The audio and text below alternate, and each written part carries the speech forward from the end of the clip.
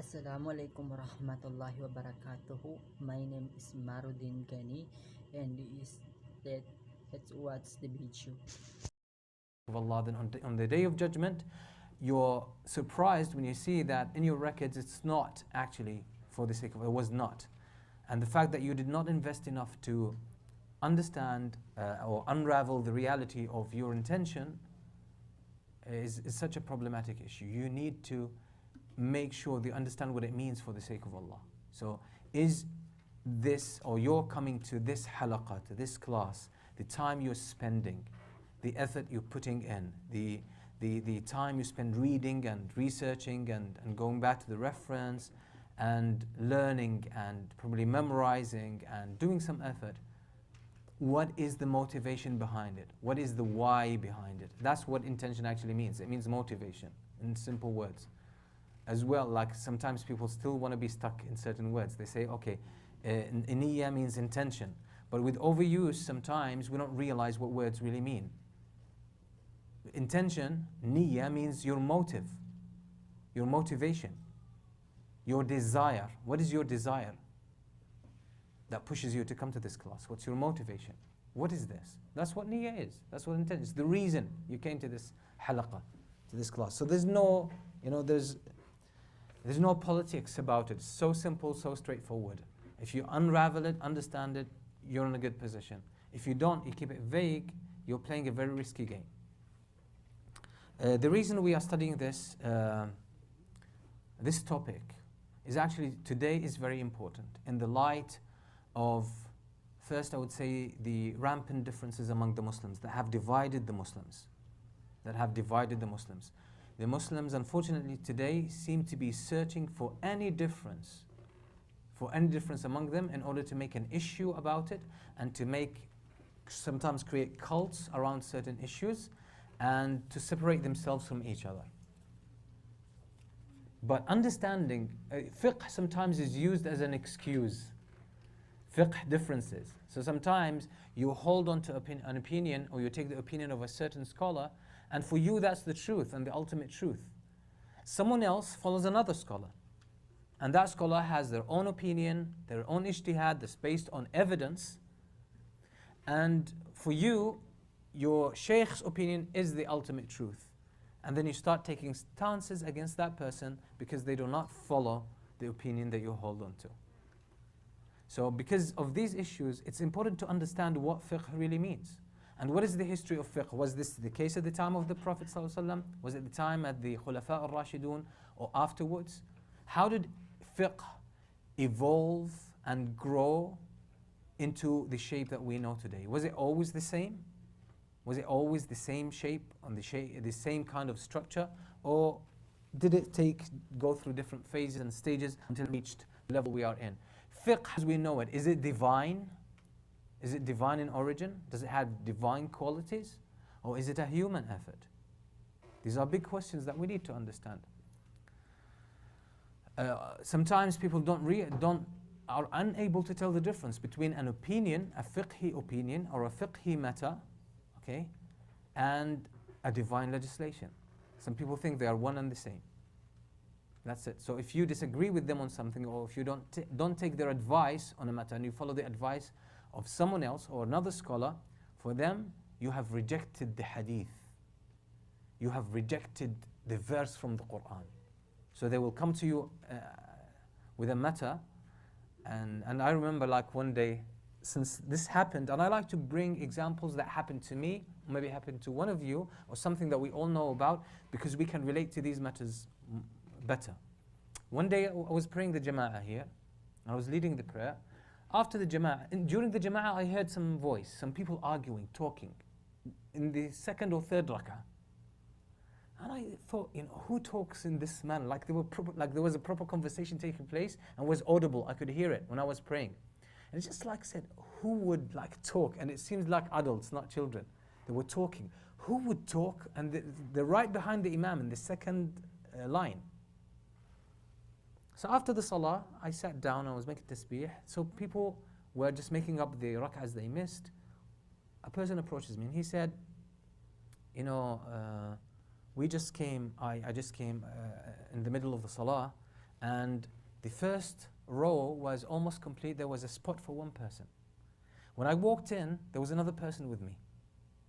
And he pointed at the person who was next to him in the second row, who was making his tasbih now. And the other person saw that person asking me the question and pointing at him. And he could almost hear what was said. I realized there was tension. So he said to me, so we walked in, and like I wanted to just pray. Or I told the brother, you take that spot and I will stand in this, I will initiate the second row. And he said, no, you can't do this, that's haram. Your prayer will be invalid.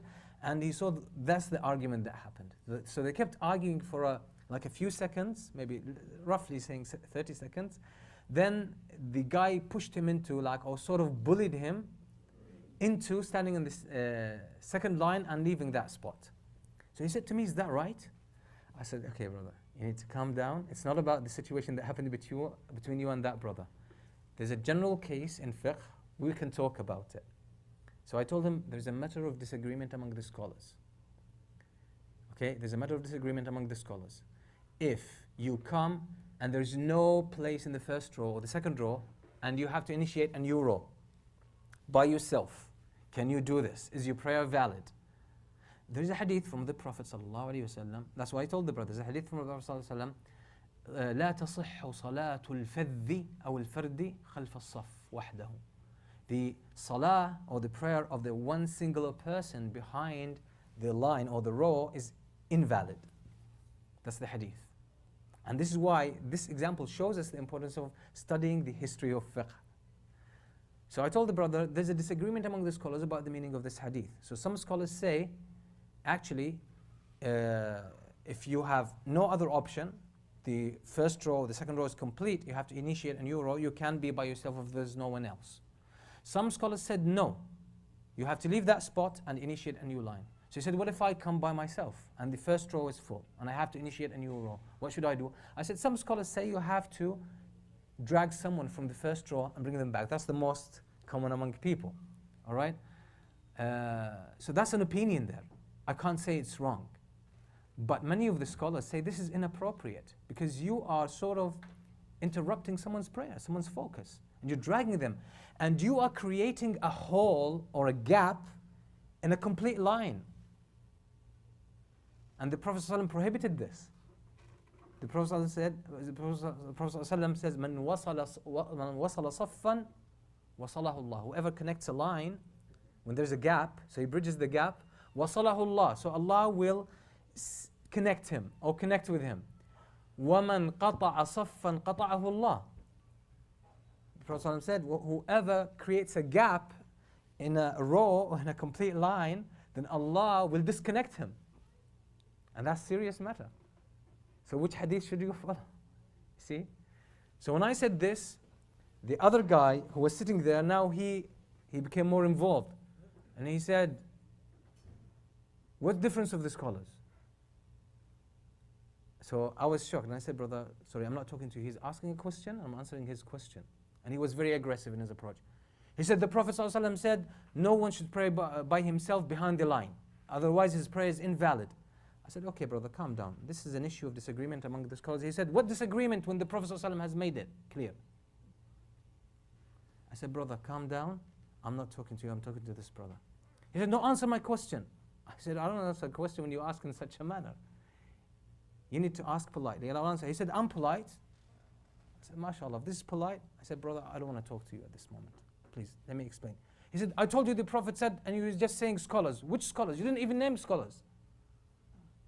That's the kind, by the way, this does not happen to me. That happens all the time with almost everyone. You often face people like this or come across people like this. Now, this is not an issue, a reason to put the brother down because that's the limit of his knowledge. That's the limit of his knowledge. But it's probably sometimes these issues, fiqhi issues, cause this kind of disagreement, sometimes fights, animosity among Muslims. This was just a simple kind of situation. But what about when this assumes, like a higher level of political issues among Muslims? Like, for example, issues of halal chicken. There are scholars who made something about halal. Okay, if it's slaughtered this way, fine. Alhamdulillah, if the name of Allah is mentioned anyway, it's halal. Someone doesn't agree to this opinion. He goes to a masjid and he says, the chicken you're eating is all haram. Just like that. And like almost everyone in this masjid eats that kind of chicken. It's haram. Not about scholars, have another opinion. No, it's haram. What you're eating is haram. And this is a very sensitive issue with Muslims, right? You can't say this. You can't say this, especially when there are scholars and very well-versed scholars who know what they're talking about, and they've studied this matter and they issued a ruling there. So if you don't understand how fiqh evolved and you think the opinion of your scholar is the divine statement from Allah subhanahu wa ta'ala, and it's the one and only truth, that's when issues among Muslims happen. And the Prophet ﷺ was very careful. And by the way, you'll find me stressing this again and again. Besides attention, this is another issue. It's just because I can see it has brought a lot of negativity, a lot of animosity among Muslims, and the sense of brotherhood sometimes is sacrificed and compromised because of issues like these. We seem to have a very strong desire to be right instead of being kind. So I don't mind putting my brother down, violating him, disrespecting him, looking down upon him, just to prove my opinion right, and I feel good about myself, and his opinion is wrong. And this is a kind of the scholars, because of our misunderstanding of what fiqh really is. So when we understand the story of fiqh and the history and the evolution of fiqh, we'll be in a better position to handle these issues and know what is divine and what is human in this process. So we stick to what is divine and we accommodate what is human. So another reason why we actually are studying this kind of topic is the confusion as well that many Muslims have when they see the differences among the scholars. Sometimes these differences are quite sharp. Like, this is halal, no, it's haram. This is halal, this is haram. There's no way, okay, it could be haram and halal at the same time, right? So how can we handle these issues? We will see. Inshallah, we will see, and we will learn from the Prophet ﷺ and his companions. Once we understand the nature of fiqh and how it evolved, we will be able to see why these differences exist and whether they have good reasons to exist and how we can handle them without compromising our Muslim brotherhood and sense of community and love for one another. And one of the reasons we're studying this topic as well is the overly strict approach that some Muslims display towards matters of disagreement among the scholars. Some people take one side, and as I said, that's for them, that's the truth. Everything else is falsehood.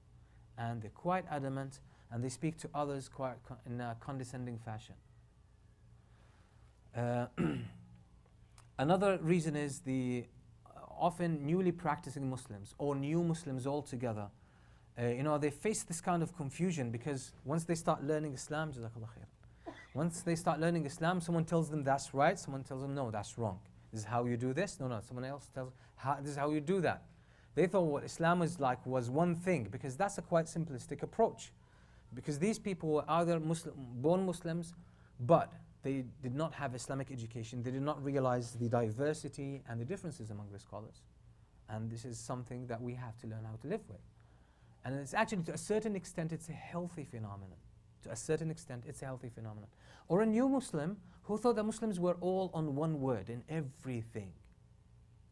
But that's impossible in anything. Even people on the same team, they don't agree on all matters. It's a human phenomenon to have differences and disagreements. Also, seeing and understanding fiqh and some of these principles will become apparent as we study fiqh. You will see the mercy and the wisdom of Allah subhanahu wa ta'ala and how He sent down the message to the Prophet ﷺ, and how He subhanahu wa ta'ala made principles there for us to be guided by, and how these principles allow some space for us, and this gives Islam the adaptability and the universality, where Islam can really be implemented in any situation and with every nation, in every place on earth.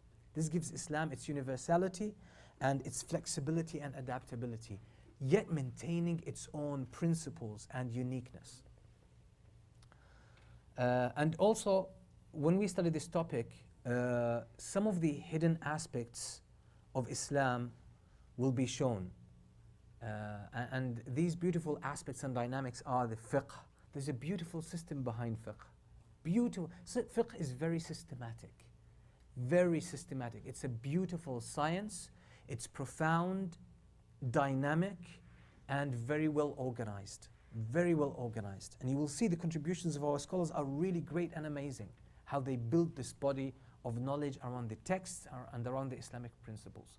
So these aspects, inshallah, will be clarified as well.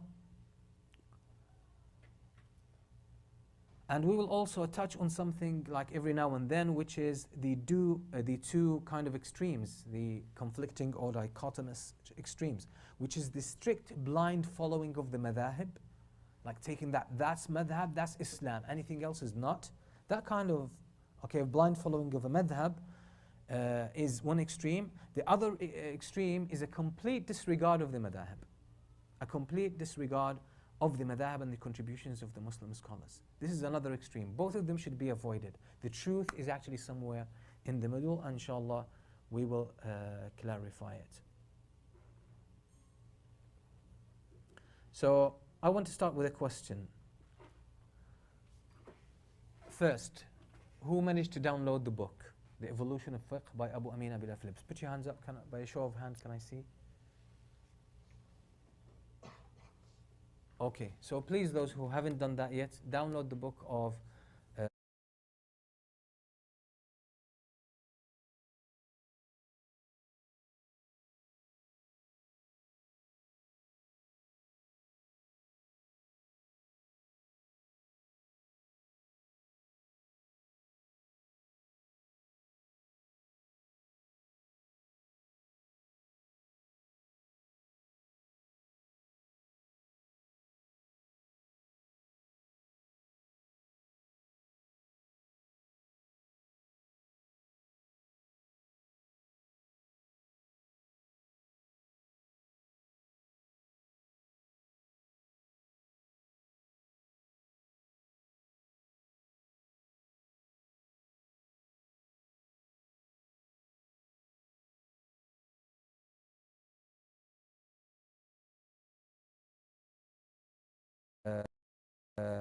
Abu Amin Bilal Phillips, The Evolution of Fiqh. It's available. If you Google it, the first few websites that will pop up on the top, they will have it for free. You can download it for free. And his, I believe, online university as well offer the book, I believe, for free as well. So you can go to their website, check it there. So the book is available online. You can get a soft copy. It's by the author himself as well. So he condoned that copy to be online. The Evolution of Fiqh by Abu Amin Bilal Phillips. It's quite a good framing effort. It does frame the issue, puts it within a very nice systematic frame, and is very helpful for us to deal with. So, okay, that's the first question. Second question, there was a homework to read the first 20 pages. Who read the first 20 pages? Okay, and sisters? Okay, good. Please try to do this, because, by the way, I'm gonna follow some kind. It won't be that methodology. I will not be teaching everything.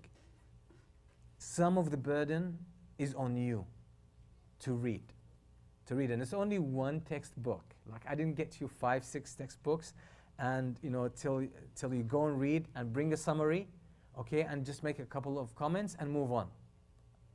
I'm not gonna be so liberal, but I will leave some of the matters with you, and I will be assuming that you have read that assignment, so I can build on that and we can talk about something. I would say we can build on it instead of using the time just to start from scratch. Okay, so please, every time you need to read the assignment.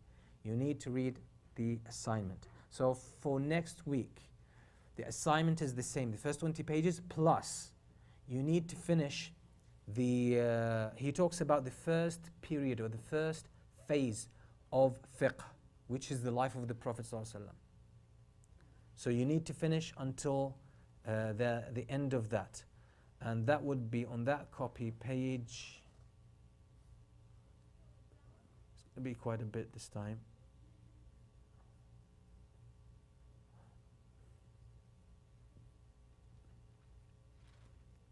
Let me see, what will this be?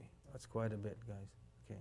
So the ones who did not read the first 20 pages will actually have a double burden today until page 45. Till page 45 on the copy that's available online. It's the same copy. Okay, that talks about the first phase of the evolution of fiqh, or the story of fiqh, and that's basically the Meccan period, or the period of the Prophet, at the time of the Prophet sallallahu alaihi wasallam. Okay, the ones who read, can you tell me what fiqh is? What's the meaning of fiqh? What's the definition of fiqh? It doesn't have to be specific, by the way. I don't believe in a specific kind of definition. If you have show a good understanding in your definition, that's enough, inshallah. Even in the exam, if you have a good definition and you seem to show good grasp through your definition, that's enough. So it's not a school kind of approach. Yes, please. It's the deeper understanding of the Sharia and trying to deduce from the principles that came through the Quran and the Sunnah, ruling on new matters. Okay, so it's a deeper understanding of Sharia. Did anyone catch this? A deeper understanding. So it's not any understanding, it's a deeper understanding of Sharia. And by the way, this is the linguistic definition. The technical definition is the second part the brother said. I'm sorry, brother, your name? Muhammad. Brother Muhammad, the second segment of his definition is basically deducing the rulings of Sharia, or the fiqhi rulings, from the textual evidence, right? Deducing. Okay, we'll come to this. Does anyone have another definition of fiqh? There are other definitions that we can use, yes. Wasiyallah. Human effort involved in understanding the text of the Quran and Sunnah in order to deduce their application on human. Okay, the human effort to understand the Quran and the Sunnah, to deduce. Tapos na po yung manood yung video, and my lesson learned, and I said about topic the second part of the evolution of faith, and alhamdulillah, like the rest of the series present faith from our perspective, while specific lessons from each episode are not explicitly mentioned in the available source. The series as a whole aims to provide a comprehensive understanding of faith development over time. Okay, topics that are generally covered in the series include: first is definition and understanding of faith. The series explores what faith is and how it was used during the times of the Prophet Muhammad SAW and the Caliphate Rashidun. And the second is evolution of the four famous madhab. The series discuss how the four famous schools at third in Islam evolved over time. The third is reason behind differing opinions. The series sheds light on why different scholars might have different interpretation or opinions on certain matters.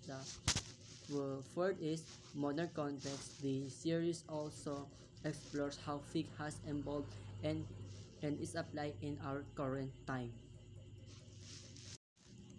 And for me is for my best and my understanding is the main focus of evolution of fiqh series is to provide a comprehensive understanding of the development and evolution of Islamic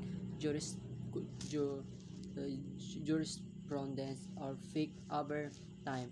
Key areas of focus in the series include: the first one is definition of fiqh. The series begins with understanding what is fiqh and its significance in Islam. Fiqh during during the times of the Prophet Muhammad sallallahu alaihi wasallam and the Khulafatul Rashidun and right guided caliphs. It explores how fiqh what was applied during this period and evolution of the four madhab. The series discusses the development and evolution of the four major schools of thought in Islam: Hanafi, Maliki, Shafi, and Hanbali. Reason of differing opinion. It sheds light on why different scholars or school of truth might have uh, uh, different interpretations or opinions or certain matters. In modern context, the series also discuss how faith has evolved and applied in the contemporary world. This series aims to provide a broad and the depth understanding of faith, making it beneficial for students and knowledge and anyone interested in gaining a deeper understanding of Islamic jurisprudence.